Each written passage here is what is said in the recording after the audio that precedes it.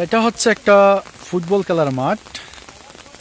আজ থেকে কয়েক বছর আগে, অর্থাৎ যখন স্মার্টফোন, ল্যাপটপ, টেলিভিশন, ট্যাব ইত্যাদি ইত্যাদি অ্যাভেলেবল ছিল না, তখন কিন্তু বৃষ্টি পড়লে এই মাঠটাতে খেলার মতো জায়গা পাওয়া যেত না। দলের পর দল, বিভিন্ন দল কিন্তু এখানে আসতো খেলার জন্য।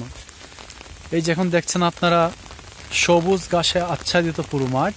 তখন কিন্তু এরকম একটা অবস্থা ছিল না, সম্পূর্ণ মাঠ জুড়ে ছিল শুধু কাদামাটি আর কাদামাটি। এত পরিমাণ খেলাধুলা করা হইতো এইখানে। কিন্তু এটা হচ্ছে 5-7-10 বছর আগের কথা।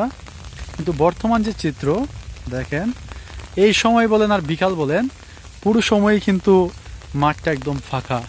আমার ভিডিও করা মুহূর্তে সবচেয়ে সুখবর হচ্ছে কিন্তু এই যে একটা দল চলে আসছে।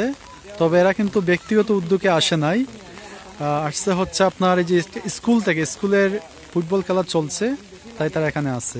এই যে একজন প্রাক্তন খেলোয়াড়, সে এক সময় বৃষ্টি পড়লে মধ্যে চলে আসতো, কিন্তু বর্তমান খেলাধুলার বাইরে।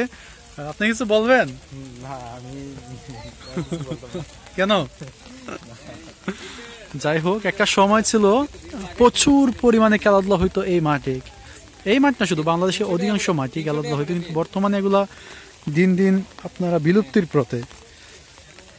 তবে অনেকেই বিভিন্নভাবে উদ্যোগ নিচ্ছেন খেলাধুলা সম্প্রসারণ করার জন্য।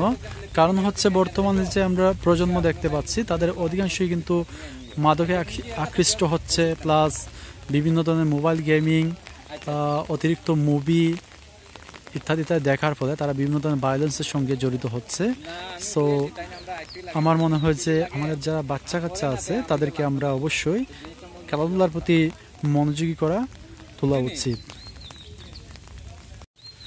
যদিও অনেকের ধারণা এই বৃষ্টির মধ্যে খেলাধুলা করলে সে শারীরিকভাবে অসুস্থ হয়ে যেতে পারে, কিন্তু আসল কথা হচ্ছে কি, সে যদি নিয়মিত এইসব বৃষ্টি কাদামাটির সঙ্গে থাকতে পারে, তাহলে কিন্তু শরীরের মধ্যে একটা অভিযোজন ক্ষমতা তৈরি হয় এবং সে যে কোনো পরিবেশের মধ্যে খুব সহজেই টিকে থাকতে পারে।